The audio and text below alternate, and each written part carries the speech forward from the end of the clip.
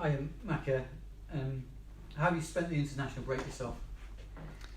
Myself had a couple of days off. Kids were back at school, so didn't manage to get away. And then I was in a couple of days with a few lads that needed extra training to make sure get them up to speed come Saturday.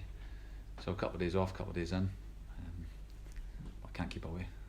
To go on the grass.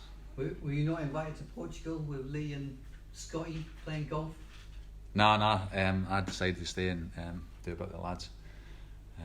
Took training on, done a bit Thursday and then done a bit Saturday. So. Fair enough. How's the squad looking for the weekend after the internationals? Yeah, the squad's looking good. The break's been good. The lads that needed rest got a few days off, 3 or 4 days off. A few lads went away and got a bit of sun, which is nice. And then other lads, as I say, that needed extra training, little top-ups were in, extra couple of days to do that. Got some minutes in the 23s, people that needed extra minutes. And then internationals went away and represented the country, which is a great honour. So good to see the lads represent the country and do well. So we've got them all back today. We gave them an extra day off yesterday, kind of thing, to make sure everyone's in line and ready to go today and tomorrow, all set for Saturday. How's Adam looking? Because obviously he only plays 65 minutes, didn't he? Yeah. Is he fit, or is he still a half stage, if you know what I mean? Maybe not quite there. Or? Yeah, he's one of the players we're monitoring that's been away to make sure they're right. He's been off for a few weeks, so we don't want to just chuck him straight back in. We're getting a report from Hungary and what minutes he's done in training, what minutes he's done in the game, how he felt, what his rehab's been like when he's been away with them, and then we assess it when he comes back and make sure he's right for Saturday, because we don't want to push him in too soon if he's not right. But yeah, he played 64 minutes a day for Hungary, so he's one of the players that we're monitoring to make sure he's right. Is Han Noir another one? I think he went away with France under 19s, but obviously he was stretched off, wasn't he, against Middlesbrough? So is he looking all right, or is he? Yeah, Han Noah's another one. He's been away.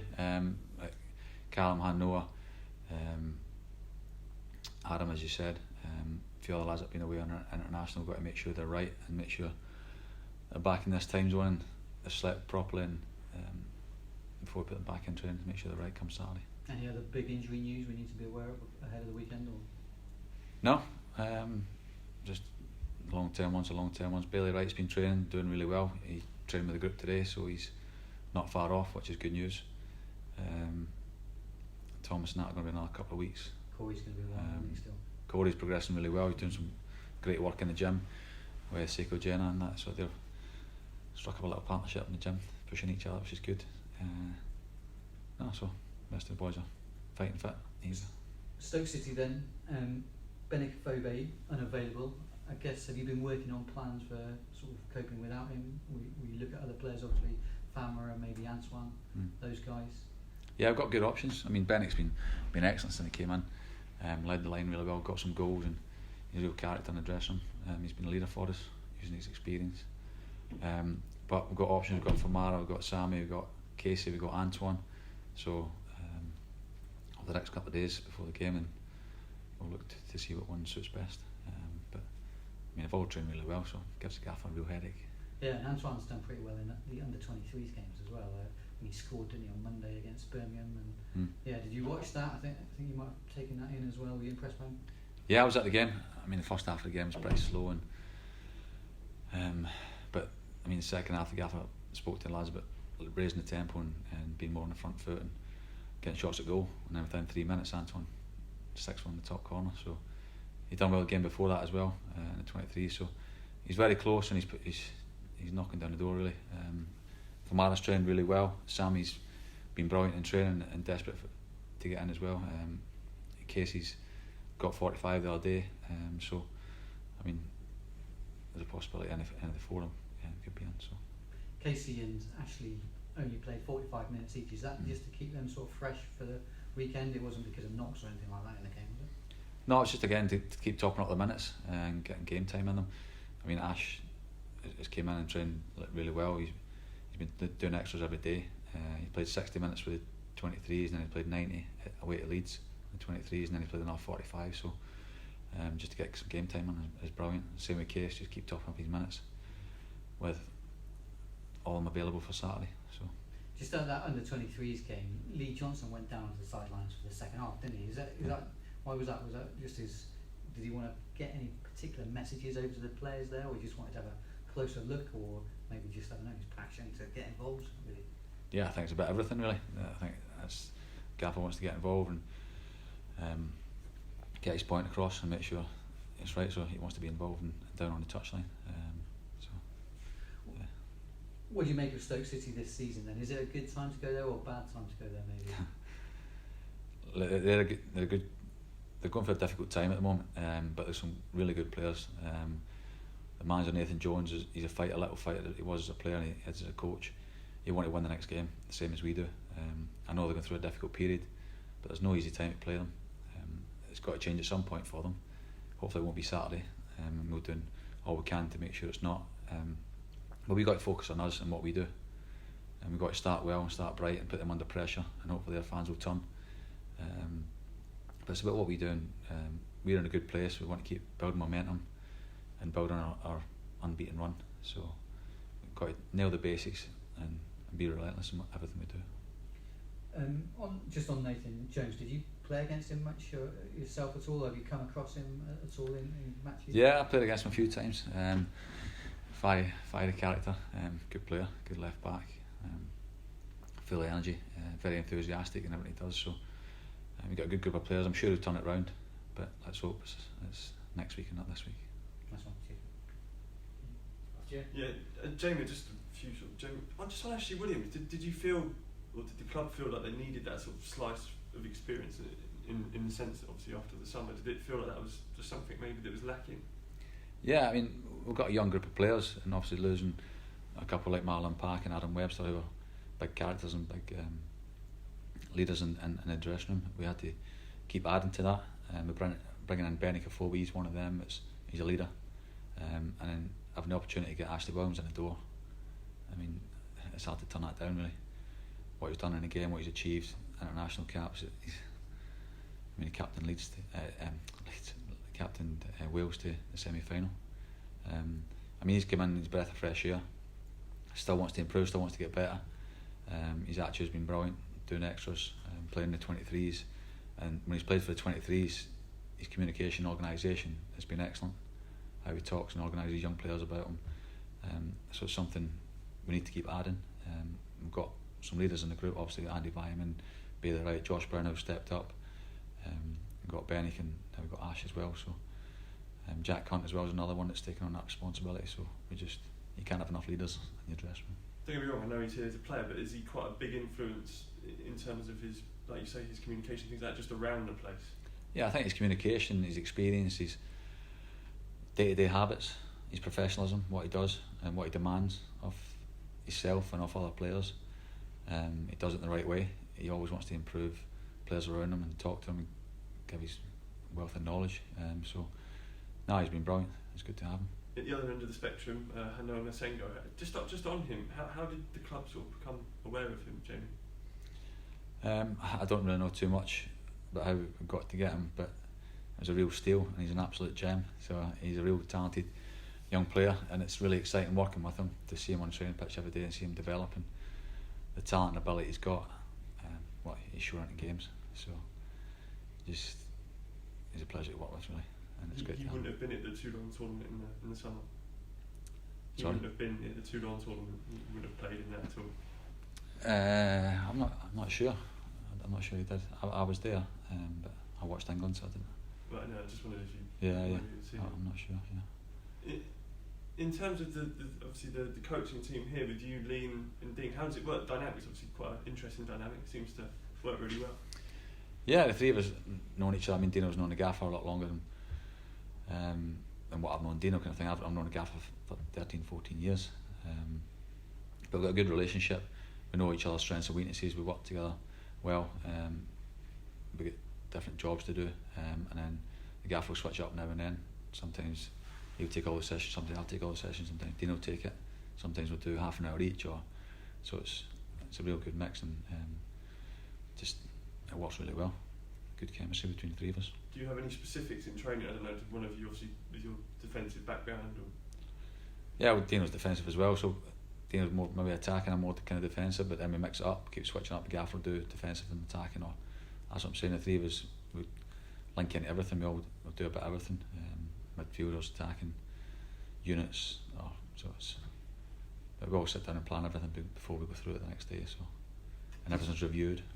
Did you and Lee always speak about perhaps working together post careers, obviously having played here? Yeah, many a time. Yeah. It's always something we want to go into. So, it's nice to be working with good friends and good people. Do you spend much time outside of football together? Yeah, now and then. Yeah, me, Dino and Gaffer and that'll do bits and bobs together with the families and stuff like that. It's important. Was it the Liam Gallagher gig, or did you not go along for that ride? No, I didn't go to that one. They went to that last year, yeah. And I think Gaffer went again this year to the one that was on up at the Downs. Oh, the other week. Yeah. Madness, Carl. That'd be. Yeah. Madness, yeah. There's a gag there somewhere. In terms of another teammate, Khalifa Cisse is obviously in the building. What is his role exactly, Jamie? And how did that come around? Yeah, he's got a lot of his roles. Help bringing in foreign players, having that communication. He speaks like 4 or 5 different languages. I know I speak 2, Scottish and English, but he's got 4 or 5, which is good. Helps with foreign players settle, and he's a great guy, lovely guy. I played with Cisse, and it's just another set of eyes to kind of help with in the coaching. He's doing a bit of kind of individual stuff as well. He's dipping in with coaching as well. So, but his connections he's got in foreign countries as well. So yeah, it's a great addition to the team. Does he coach across the board? First team, 23s, bit of everything? Or? Yeah, more first team. So he does a bit. Do individual stuff. He'll do stuff in pairs and that. So more individualised stuff, which is good. I know Lee Johnson spoke before about maybe quite. He said sort of young unimprovings at the time. He was alluding to like Josh Brownhill and Callum O'Dowd a couple of years ago now. How do you feel that those sort of obviously the strides they've made? Obviously Taylor Moore as well is sort of come on leaps and bounds. Yeah, I mean the 3 you're talking about there, Callum, Josh and Taylor, great students of the game. They want to learn, and have improved so much the last couple of years, and they want to keep improving. They want to get to the top, and so do we as a group. But you see responsibility Brownie's taking on now, taking on the captain's armband, and we've on a great run with him leading the team. He's really stepped up, and it's good to see. But Taylor Moore as well, he stepped in. I mean, big shoes to fill when Adam Webster's got his move, which was well deserved to Brighton. And Taylor came in and took it in his stride, real confidence, and he looks at ease in the position. So it's great to see him doing well. Callum's still waiting for his opportunity, but that'll come. He played for Ireland the other night, which is good. So, no, lads are stepping up and taking on that responsibility. Just on Josh, I mean, he really, like you say, really seems to have matured everything. Yeah. You sort of noticed that? Yeah, noticed it massively in his game. As I said, the 3 players you're talking about, as well as the majority of the group, to be fair, want to do extras every day after training. When we finish and we've done a lot, it's hard to get them off the training pitch, which Andy Rose doesn't like because he's got all his meters and times but no, the lads is a great group and good to work with, and they're eager to improve every day. So, but Brownie, Callum and Tails are 3 that are stepping up to be. They want to be leaders in time. It doesn't matter your age, it's about the games you played and experience and helping others, and you can be leaders in different ways. At the same time, how important is it that those 3 maybe more that actually, rather than just be sort of seen as potential, they're sort of doing the here and now? Let's be honest, that's what you need. Yeah, that's what you look at Taylor Moore and Josh Brownhill, they're producing at the moment. They're consistent performers every week, and probably Gaffer would say it first on the team sheet because of the way they're performing, training, their attitude. So, yeah. Obviously, Taylor had those loans. Do you feel he's a more confident player, Jamie? I sense, I don't know, just from sort of watching, he seems to have grown. Did you sense a sort of change in him? Yeah, he's grown massively. Yeah, the experience of getting out and playing at Cheltenham, playing at Southend, playing those games, and getting that real belief and confidence back. You can see him. I mean, he'd always come in as well when he was on loan and come in and do a bit of extras with myself and Dean on defending or whatever, or just watching games. And he's different class to work with. We've got a great group of lads, and Tails. It's great to see him now playing every game in the first team. For all the hard work he's put in over the last couple of years in the games, he's went away and played, not moaned about anything, just done it and learned. And I mean, his confidence is really high at the moment, which is a big thing for players. Just like because Hanno was saying, obviously sort of stolen that thunder. Obviously, when Taylor came in, that was quite a coup at the time. Obviously, yeah. His own backstory. I mean, to step in against Leeds, one of the toughest games, toughest teams in the league, and he looked really assured. Playing against Bamford, who's a top championship player. I thought he acquitted himself really well in the game, and he's gone on to prove that he's one of the first names on the team sheet. Yeah, I feel really like you, Jack. I mean, I've covered a lot of it, which I'm very grateful for. One thing I'm really interested in, I don't know if you have anything to say on this matter. I asked Andy the same question. When you come so close to the playoff spots and don't quite get there, like on it was the last day of the season, wasn't it? Or the last day of potentially getting to the playoff spots. How do you sort of get the mental resilience and the character to go again? Is it too sentimental to say that there's lessons learned from it and that it's maybe an emotionally upsetting experience, or do you just kind of get your head down and keep working hard? How does the squad kind of bounce back and get the spring back in their step? Yeah, obviously the emotional side, you're upset and you're one game away. What was depending on results, obviously, but you got to put that emotion to the side and then review it and say what can we do better. Look at every area, on and off the pitch, training, everything, analysis, everything, to then evaluate everything and make sure we're better next year, and we're doing everything, ticking off every detail in every area to make sure we do make that next jump. So do you think that there is sort of some lessons learned? Were you there's able always to look back and see areas that could be tweaked and refined and improved, and if so, sort of what from your perspective were those areas that you think you could be working in a different or better way at this year? Yeah, we were always reviewing, always looking to get better. And I suppose the big thing was, like, we looked at the stats. Our final third entries were up there. Chances created in the final third were up there. It was just a conversion rate and not taking the chances, especially clear-cut ones that we created. So it's great that we're creating those opportunities. Now it's up to us to take the chances. And you see this year we're taking a lot more chances and we're scoring a lot more goals. You look at Norwich last year, the goals they scored. I think they scored something like 32 more goals than we did, but we conceded 4 less goals. So our defensive record was better than Norwich, who got promoted, but they'd scored an extra 30 odd goals. So that's one area in the pitch that we had to get better in, is still keep the defensive record really good, but then at the top end of the pitch, score more goals. Are there any players who sort of who can respond better than others to these setbacks? Is it do some players need a bit more of a kick to kind of get their head back in the game? I imagine there's a certain amount of everyone responds to these things differently. Yeah, of course everyone does respond differently, but when everyone goes away, we give them a little bit of homework to do, look at different things, whatever, and then when they come back, everyone resets, and then bang, this is our goal this year. This is what we want to do, this is what we want to achieve. So everyone get on the bus, get on board, and that's what it's going to take to get there. And then we all commit to that, and we're relentless in everything we do, and make sure we do whatever it takes to go and achieve that goal. Yeah, thanks. All good. Thank you. Cheers, Jamie. Cheers, guys. Good luck for the weekend, mate.